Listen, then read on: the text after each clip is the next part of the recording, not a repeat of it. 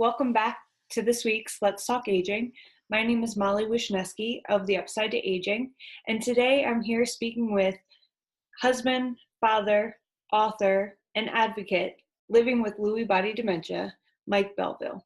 Mike, thank you so much for being with us today. Hi, Molly. Thank you for having me. I'm thrilled and honored to be here. I'm really been looking forward all week to this conversation. Oh, well, thank you. That makes two of us.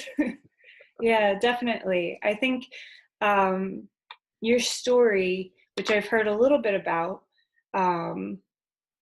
is so inspiring, and it's a dialogue that's not out there, and it really needs to be out there because I think a lot of people are starting to find themselves in this position, and as we get older, as a society, we're all aging and we're living longer.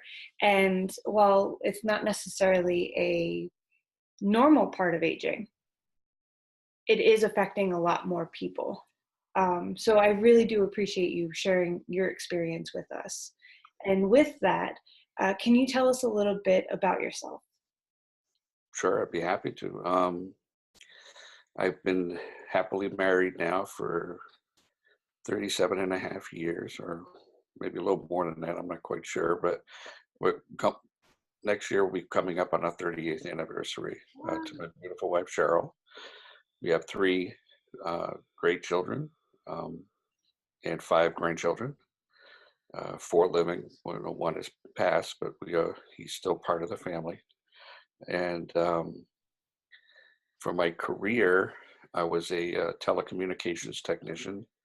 I worked for Verizon for nearly 20 years. I was also a member of the Rhode Island Air National Guard for 12 years. I was someone who was very active in my community. I was on the school committee, town's capital improvement committee, part of the town's Democratic committee. I was very active, very engaged and involved. And in my late 40s, I should say, we started to notice changes. Things were changing, I guess you could say. And it really started, believe it or not, with personality changing more than anything else. At least at home, that's what we saw. But at work is where it really started to show. Like I said, I was in telecommunications. I was an inside tech. I'd sit in front of a computer with two screens going, and you had to go from one to the other, and multiple things going on each one, and it was could be a very, very intensive job at times, very critical. There was no room for error. NASDAQ gets upset when you take down their network, and justifiably so. So you had to really make sure you were on top of your game as to what you were doing. And what was happening is we saw my job performance was starting to decline. Things that I used to be able to do in minutes were taking me longer and longer to do. Even at some point, I was one of the trainers of new hires coming in. And I found myself going to people I had trained, asking them on how to do certain parts of my job. Just because it was confusing and I wasn't quite sure, am I doing this right? Like I said, you could not make mistakes. Mm-hmm. So it got to be very taxing and very draining on me. And we knew something was wrong. But it wasn't until, at that point, it was probably in my early 50s. We had already been seeing a neurologist, and he was looking at different things. But everybody has what we call an aha moment. Mm. And for us, our aha moment really occurred at home. Like I said, I've been married almost going on 38 years now.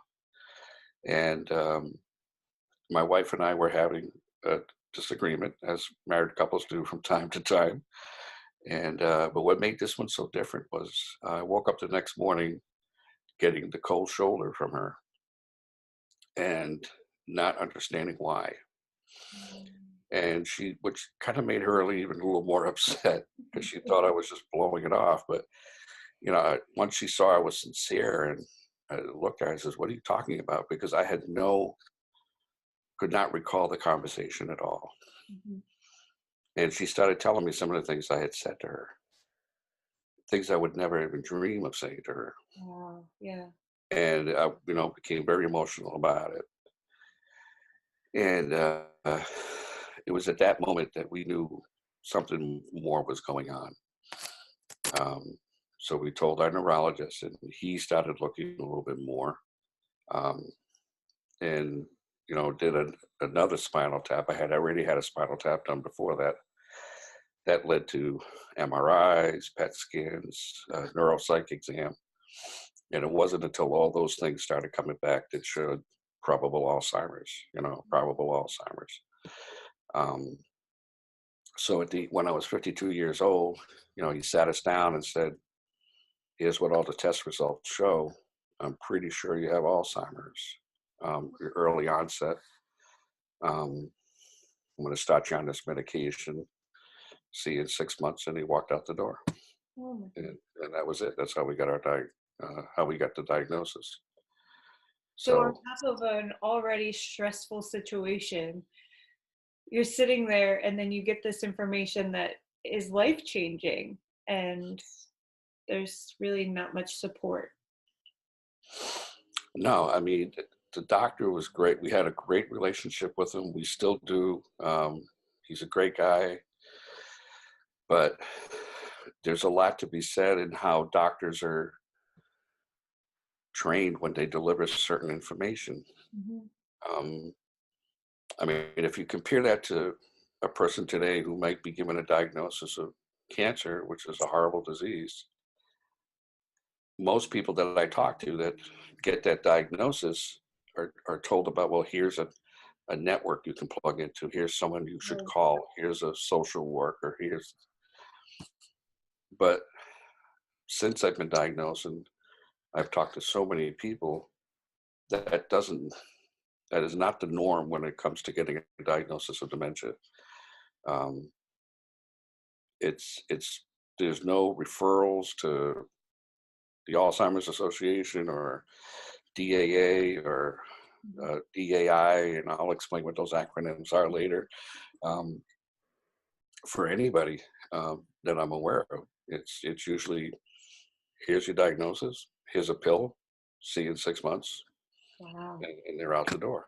Right. So you're left to your own devices to figure out what to do next. That's that that feels really overwhelming. Yeah. Yeah, it is. It's scary. I mean, we sat there and just felt like the wind got taken out of our sails, going, "What the hell just happened?" Right. At the time, I was already out of work on short-term disability because, again, I was having a hard time doing my job. Mhm. But I immediately looked at my wife, and at the time, um, and told her, I said, "I want to go back to work. I want to work for as long as I can, or at least try." Mhm. And thank God I worked for a phenomenal manager and a great company who did make work accommodations for me, Wow. um, that allowed me to try to go back, to work for as long as I could. That's amazing. Yeah, yeah, it was fantastic. It wasn't easy. I mean, because even at that time, um, I had given up driving. Mhm. I did that of my own choice. Um, so, I was having to find rides back and forth to work. Right. And luckily, again, I have a great manager who's also a very good friend. And he was picking me up most days, or my wife would bring me in early and she would come back and pick me up. Um, but I had great support early on when it came to that. Um, the thing was, though, is that it was it was taking so much out of me just trying to get through the day at work, that by the time I got home, I mean, there was nothing left in the tank. Right. And all the things that I was doing that I mentioned earlier, being on a school committee and all that stopped. Mm. All my hobbies, I love photography, just, getting out, going places, all that just stopped. And I went into a really deep depression, for about 5 or 6 months. All I did was basically go to work, come home, sleep. And that was just a repetitive cycle. We stopped going pretty much out of the house.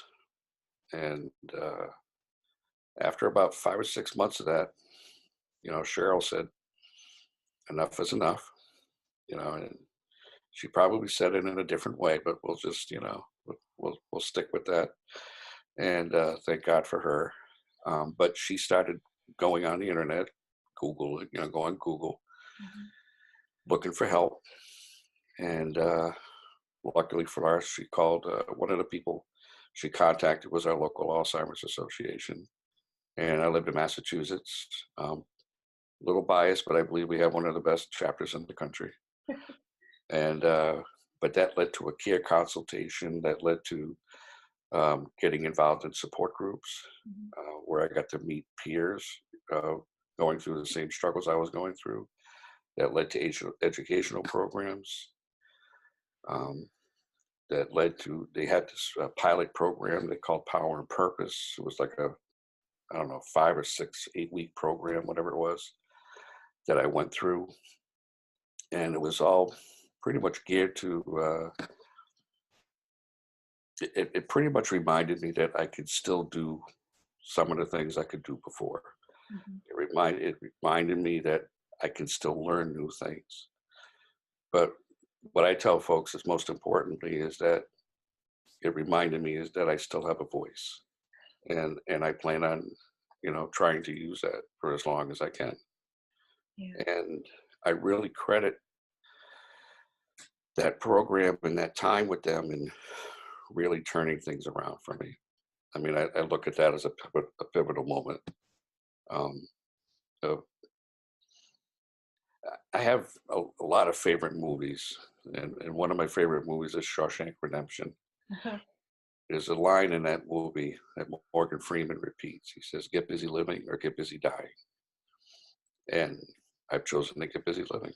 Oh, And, through that, going through all that, it's just, reminded me that I can still do things.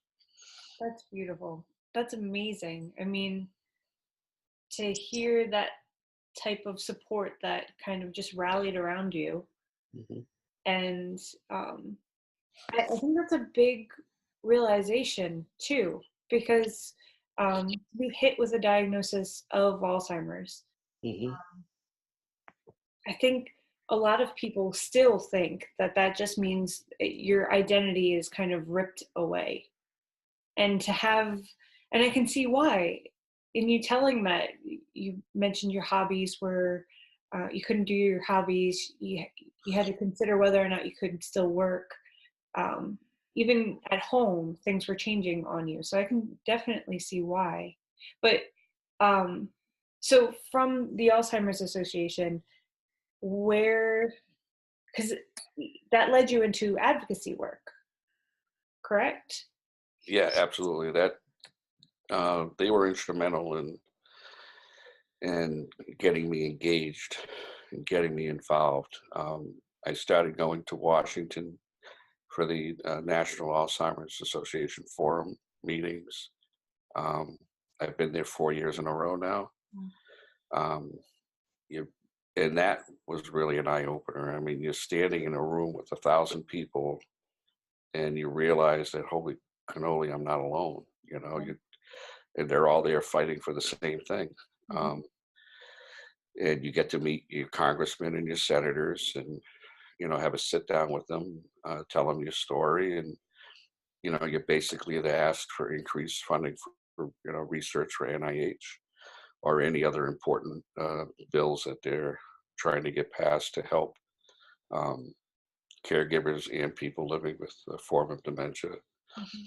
And in the last 4 years, it's been pretty successful. I mean, not because I started showing up or anything like that, but They've gone from just under or just over $500 billion a Wow. year in research to now they're just over $2.2 billion a year in money that's going to NIH.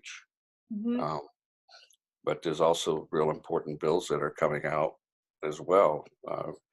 One of them called Pachita for palliative care. Another one is called the Bold Act, which is really going to change things for people living with dementia. Um, but it really got me started, um, being engaged and being involved, even at the state level, my local level, and at the national level in Washington. Um, and from there, it really kind of opened the doors to um, looking at and looking, at other organizations as well. Hmm. Um, I mean, I was on the National Early Stage Advisory Group for the Alzheimer's Association. It was like a 1 year thing, which was phenomenal. Got to meet some great people, really great friends, actually, I consider family that I'm still in touch with today. Um, I was on my local chapter's board of directors for 3 years, Wow. um, where I was able to express my opinions about things, for people living with dementia, Hmm. and policy and things that I thought should change. Hmm.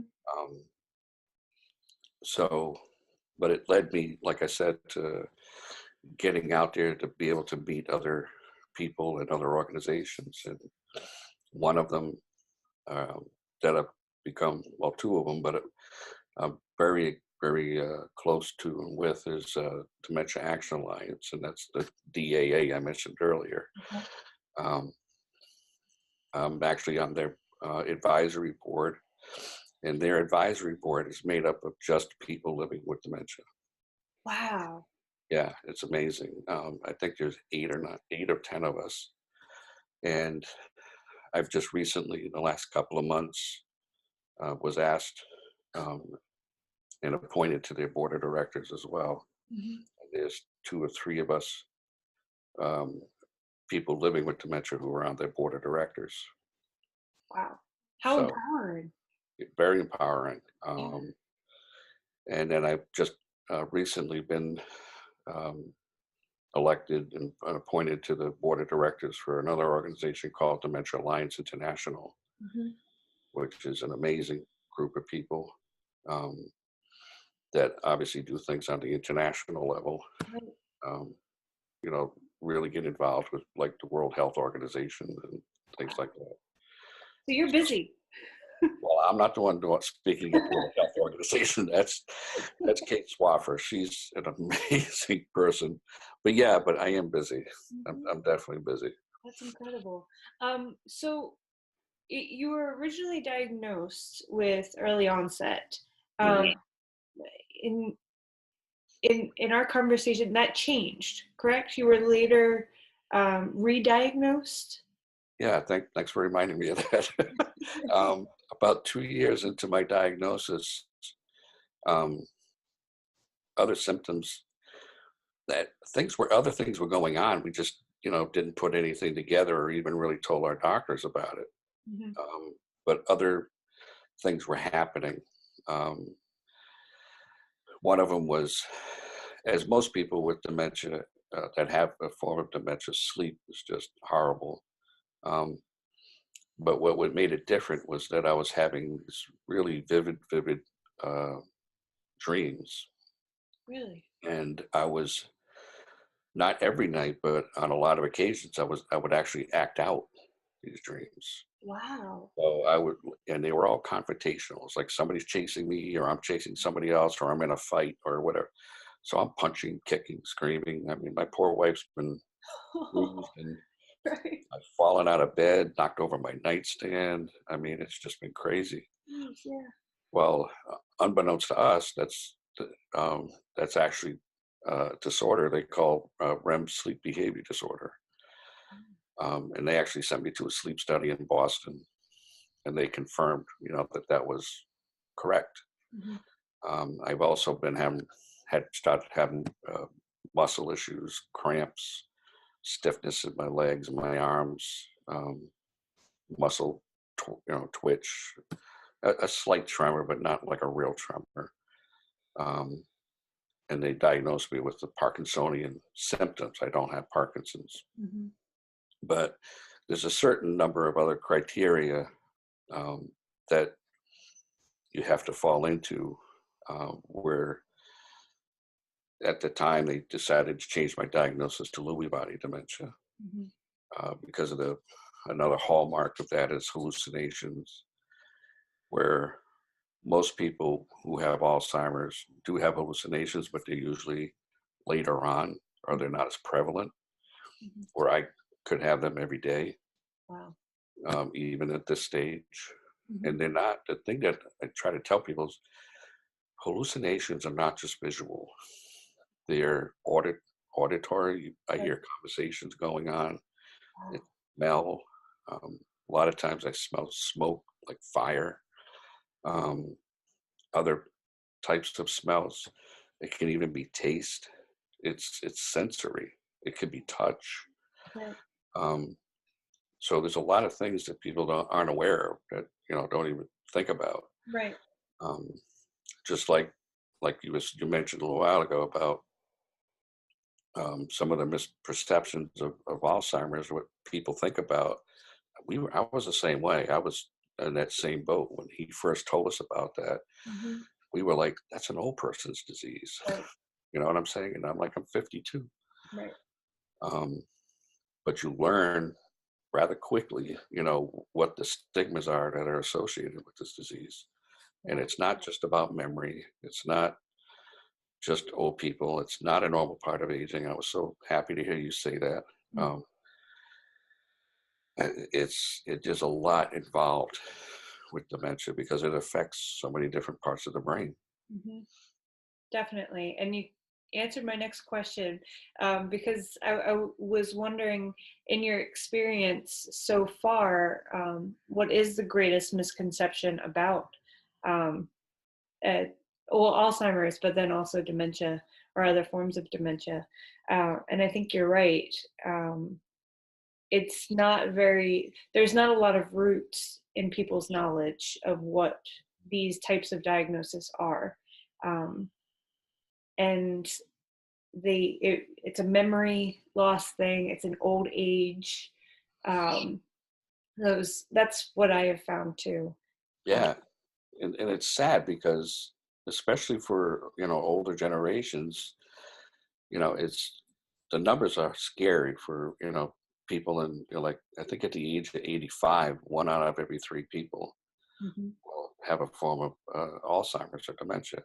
Hmm. And the thing that saddens me about that is that people just think of that as, oh, that's just normal aging. Right. And that's just so unfair to that person. Yeah. That's not true. That's a disease, that's robbing them of whatever extra time that they may have had Hmm. with the quality of life.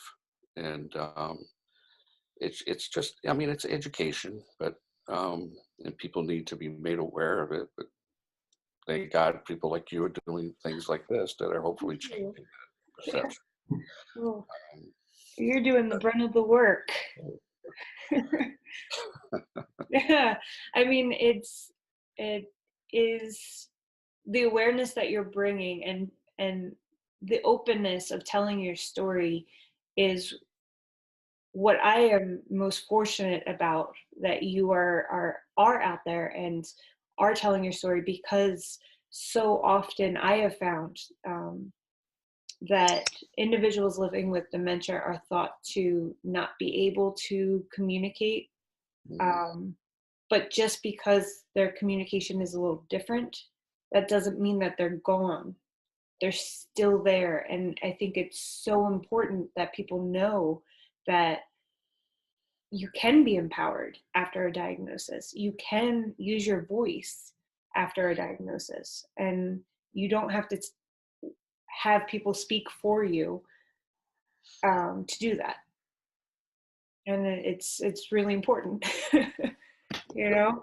And that's what you're doing. And it sounds like your journey post-diagnosis has been one of support and encouragement and empowerment, and autonomy, Mhm. right? A lot of this you're doing on your own, or at least telling your story. Uh, I'm jumping up and down in my chair right now because hearing you say that about um, people, still having a voice, and even though they can't communicate the way they used to be able to, they're still inside. They're still there. They're still inside. Mhm. They're just looking for different ways to try to communicate. And I was having this conversation with someone recently about that. And the thing you have to think about is when people who are given this diagnosis,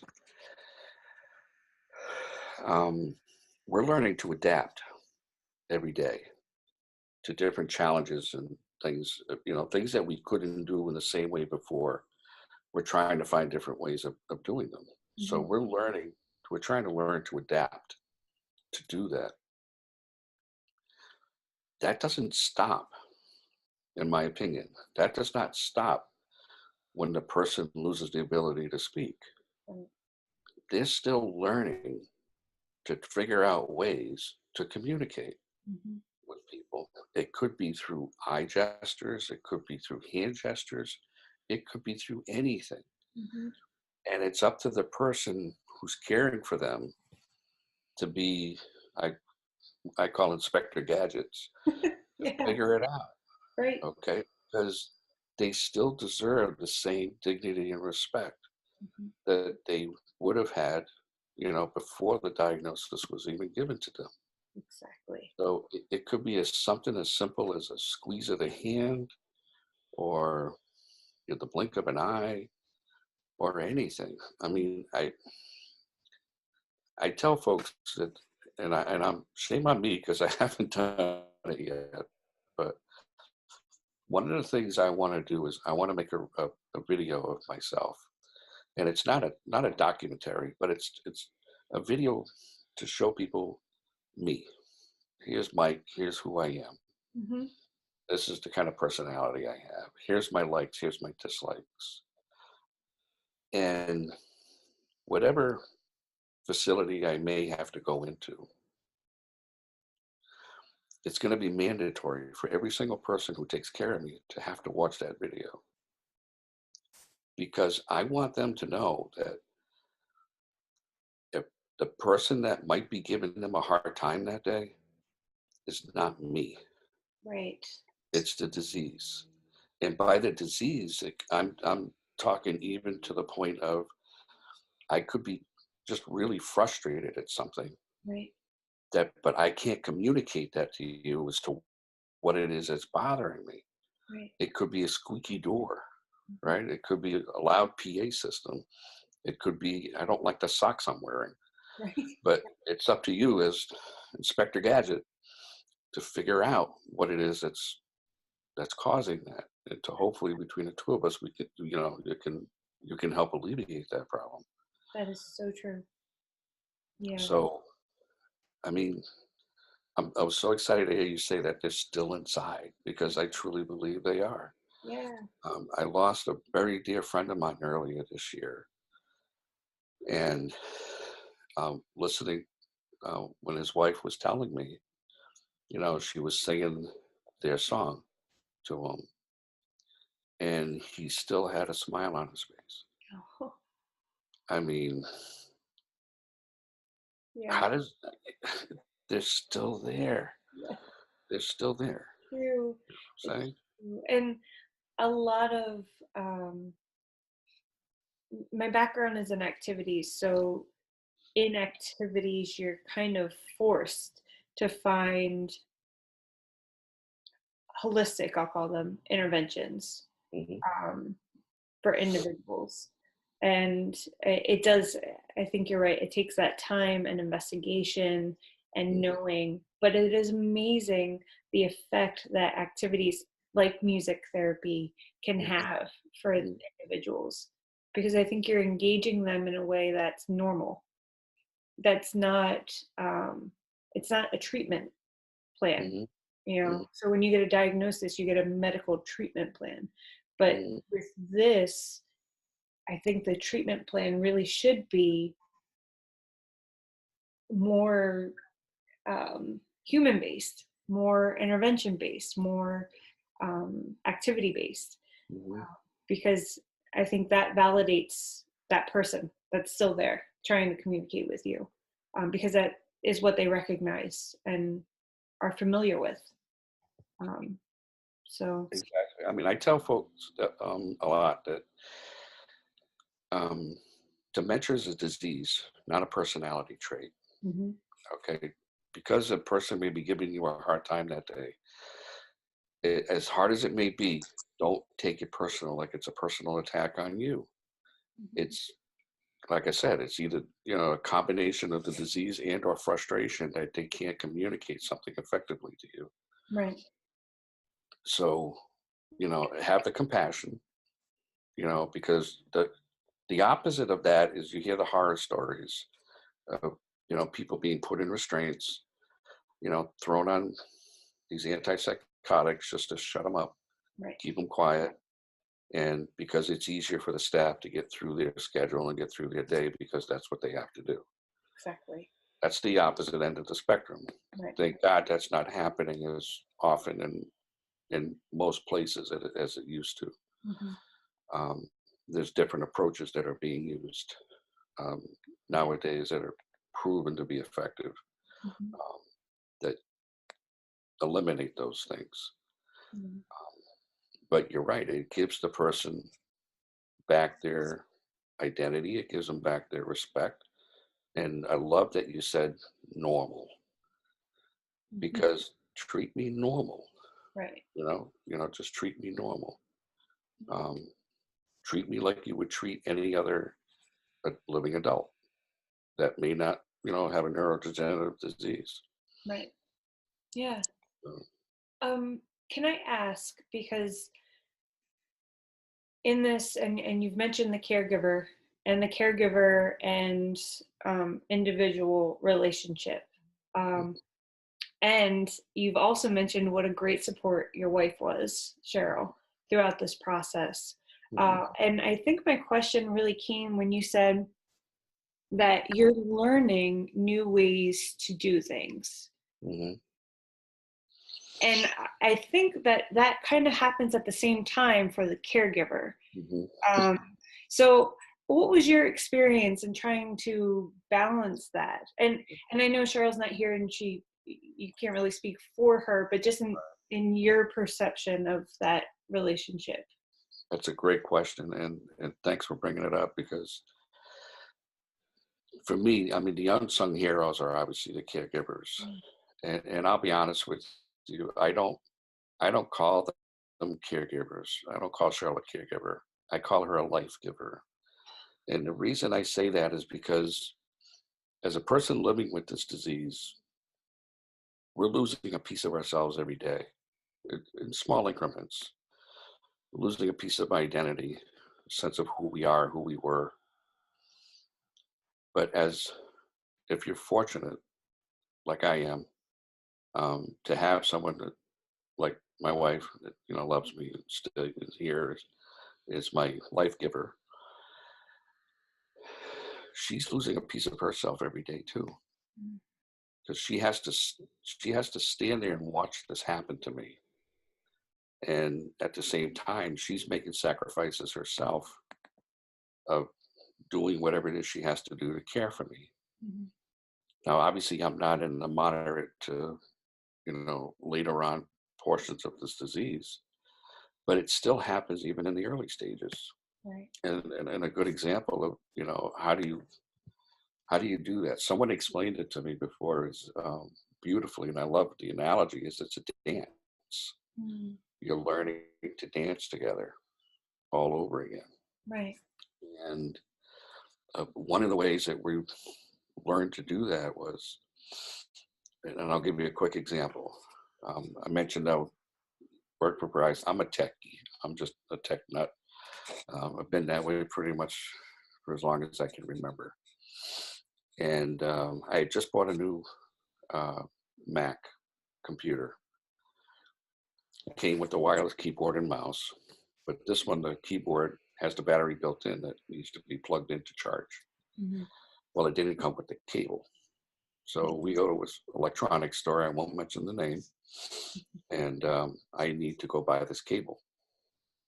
So Cheryl said, "Do you need help?" And I'm like, "I'm a tech, I can do this."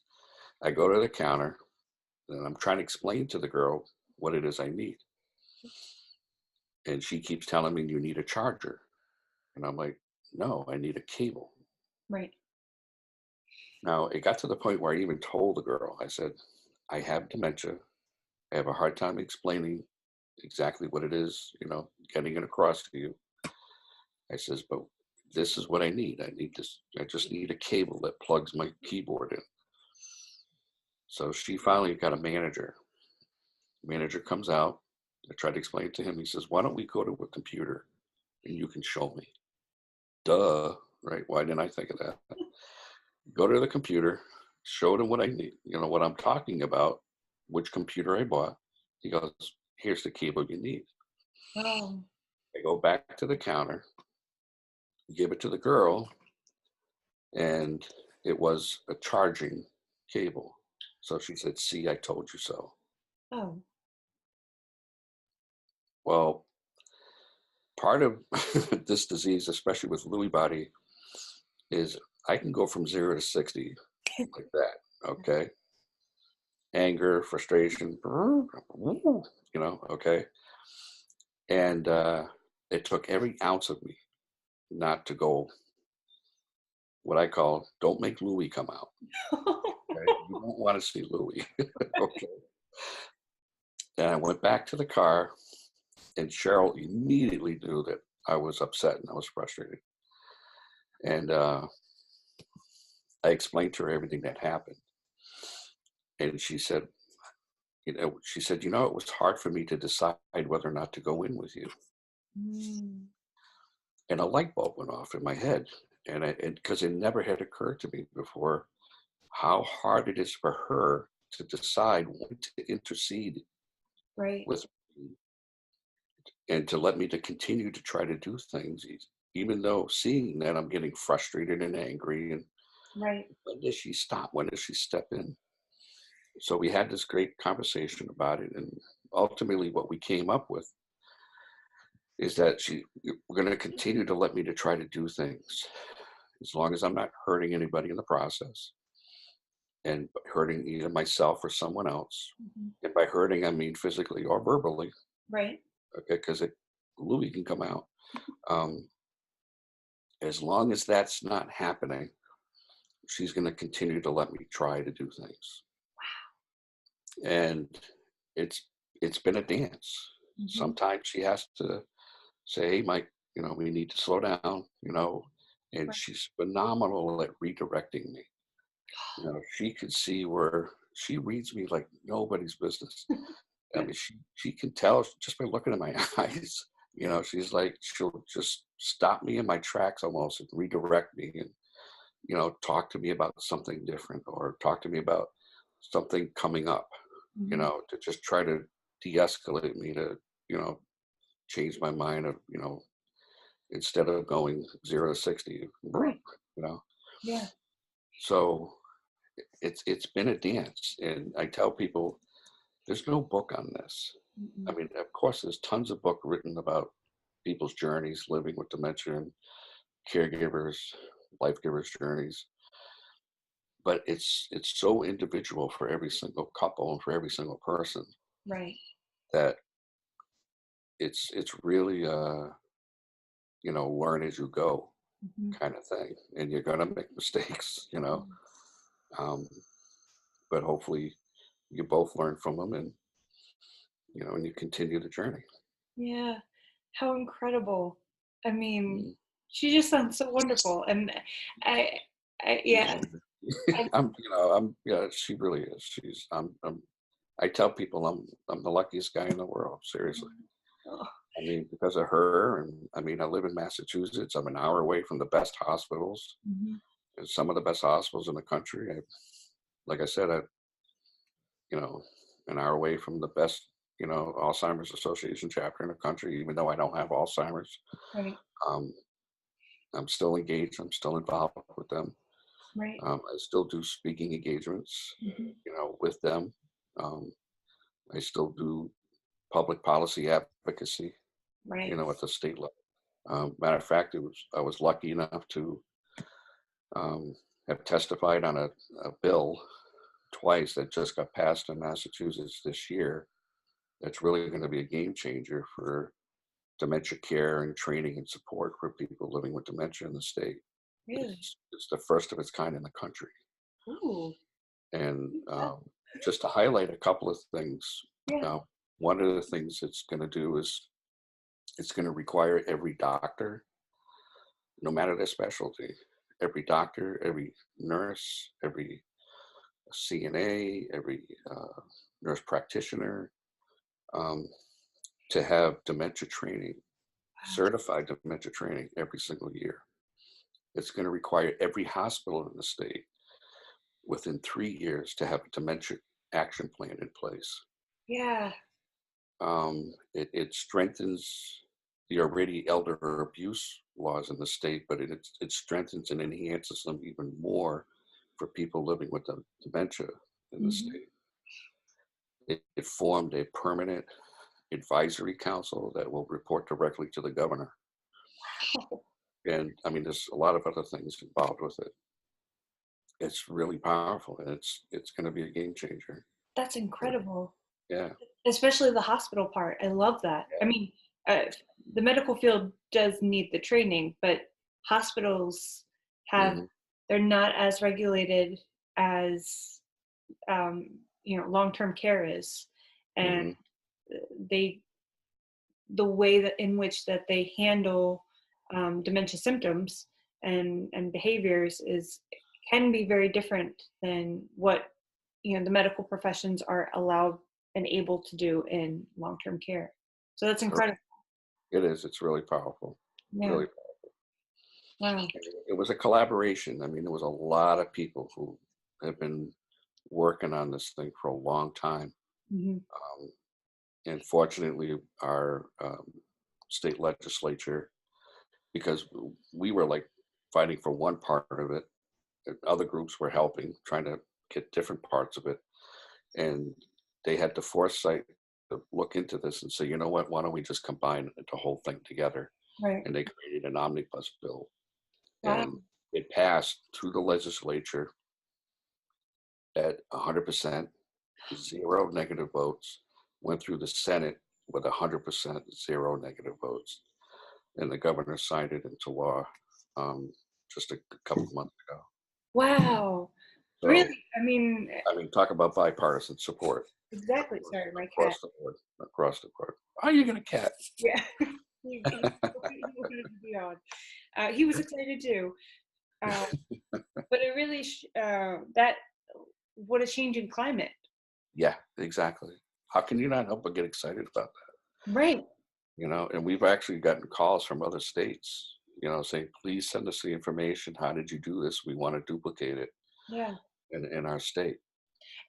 Yeah, because I think a lot in public policy too, you need somebody, a political figure that has experience um, Yes. this type of um, maybe they've known somebody, maybe it's a grandparent, and they have a personal um, affliction towards Alzheimer's disease and or dementia. Um, but to have 100%, Yeah, that's incredible. it is. So, It really is. so you've offered so much um, today. You really have, and I appreciate you taking the time to share your story. Sure. Um, what piece of advice could you leave us with that um, for for those that are newly diagnosed Mhm. as well, that may be feeling a little overwhelmed, to say the least, and scared? and don't know kind of which way to turn. That's a great question. And I think one of the most important things anybody who's recently been diagnosed can do is to find a support group. And it doesn't have to be physical support group. There's online virtual support groups as well. Right. Um, there's a really nice gentleman out of Florida. His name's Gary LeBlanc.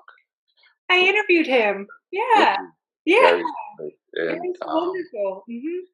he he was part of another gentleman, actually, Harry Urban, and him combined started Dementia Mentors and then started the virtual online support groups. Gary pretty much runs the whole thing now. Um, but it's real easy to get online. Um, and what I can do is, if you already have it, if you spoke to Gary, it'd be great to put it on so people can plug into that.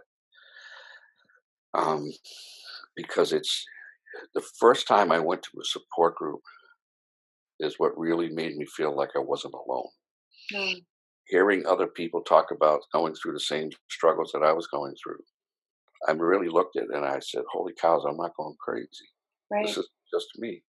Right. And especially, I expected to walk into a room of senior citizens.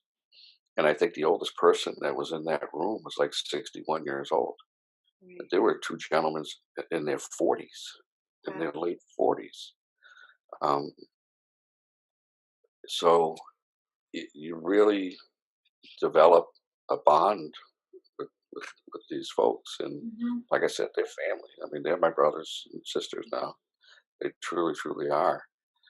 But you desperately, desperately need to talk to somebody about it who understands what you're going through, who gets it, and can help you along this journey. Right. The second thing that I didn't even really touch on, and I'll try to keep this part short, is we talked about the doctors earlier, about how you get a diagnosis. I personally think that the number one prescription doctors should be giving people with dementia is social engagement. Mm. And that's to stay engaged, to stay involved, doing something. I don't care what it is, doing something. The first thing I did when I retired from work, luckily I lived 5 minutes away from my senior center. I walked into the center and I said, "Who do you have helping your folks with your computer problems?" They Oh. said, "Nobody." I volunteered. We started a group. They call us Mike Google Gals, and it was awesome. I have a number of adopted grandparents, but every Thursday we sat around the table. Now, again, I can't multitask, right? And I can't do things as fast as I used to be able to, but I can still do things. Right. And we would sit around the table. And I would help one person at a time. And it could have been something as simple as showing them how to use their iPhone. It could have been how to set up their email, how to use Facebook. Right. They had a virus on their computer. It could have been anything. One of the things I'll hopefully never forget was this one lovely lady who I helped. I helped set up her email, and I helped set her up with Skype. She heard, one of her daughters is a nurse in Australia. She hadn't seen her in like 3 or 5 years. Talked to her on the phone, but hadn't seen her. So we set her up with Skype, and she actually got to Skype with her daughter and see her for the first time. Wow. And I mean, there were tears coming down. I mean, there were tears coming around everybody's face. It was very emotional. Oh, yeah. But I mean, you get back more than what you give, but it still gives you a sense of identity, a sense of purpose, Right. a sense of I'm still doing something. I'm still helping people. It could be join a gardening club. I don't care what it is. Do something. Because I honestly, truly believe that staying as engaged as I am um, with whether it's doing public policy work, whether it's being asked to go out and do a speaking engagement someplace, um, whether it's the work that I'm doing with dementia, Action Alliance and Dementia Alliance International is helping me. It's keeping me where I am Hmm. at this point in the disease. Right. I honestly believe that. I mean, I'm not a doctor, I'm not a researcher, but I really believe the disease is not progressing as fast as it could be Right. because I'm staying involved and I'm staying engaged and I'm doing something. Exactly. No, And that's a very that's good advice. incredibly important Hmm. for anybody. No, definitely. I couldn't agree more with you on that. And I'm glad you shared that because people need to hear it too. It's easy to want to not do anything. It's easy to want it to kind of um, to let it become your identity because everybody's telling you that's what it is. And so to kind of push past that and say, well, no, I'm gonna do something. Shoot, I'm bored. you know, let's go do something. Exactly. Exactly. Right. I mean, I've heard the way other people explain it beautifully is this disease does not define me. Hmm. It doesn't define who I am. It's not the person I am. Right. I just happen to have this disease. Right. And, I don't, I'm not trying to Pollyanna everything, and sugarcoat that, oh, everything's great. Because trust me, we have some really rough struggles, some bad days. But like I said, it's get busy living or get busy dying. Hmm. Everybody has a choice. I mean, and that doesn't just not just for people with this disease. That could be anything. So you could choose to sit there and wallow and stare at the same four walls every day and believe all the stigma and everything that people throw at you that you see on TV and woe is me, or you can choose to do something about it. Hmm. And we need more voices out there. We need more people who are living with this disease to get out there and speak and talk. Yeah. Um, I love to tell folks this is not your grandfather's Alzheimer's, Yeah. and I don't mean any disrespect to my previous generations. But when I say that is it needs to be 20, 10, 20, 30 years ago. This was talked in the back rooms. Hmm. It wasn't talked outside of the family. You didn't tell anybody about it. It wasn't discussed. It was hush hush. Right. Hopefully this generation and other people are going to change that so that it becomes everyday conversation. People need to stop talking about this to hopefully strip away the stigmas that are associated with this disease. Yeah. I couldn't agree with you more. And the you're paving the way. Well, I'm flattered you say that, but trust me when I tell you I'm not alone. No, There's no, there's a number of really, you know, passionate people out there who are out there speaking, doing the same exact thing. right. But I And appreciate that. no, I appreciate you sharing because I completely agree. I think it's a different time and it really is time to speak up. So Totally, and definitely, to have that support and around you to allow that to happen as well. And that I think that's going to come with all of the policy changes and things that you mentioned previously too. exactly. Mike, this was an incredible conversation. I really, I've said thank you 100 times, but I really do mean thank you. And I hope to have you back because I'd love to. Sure, yeah, absolutely. we check in with you to see if that bill passed. Well, it already passed. It's It already signed into law. But you're right. As far as it's one thing to get it passed, now we got to get it implemented yeah, and make sure it does what it's supposed to do. right, So, right. yeah, Wonderful. Well, thank you so much. you're welcome. Thank you for having me. I'm thrilled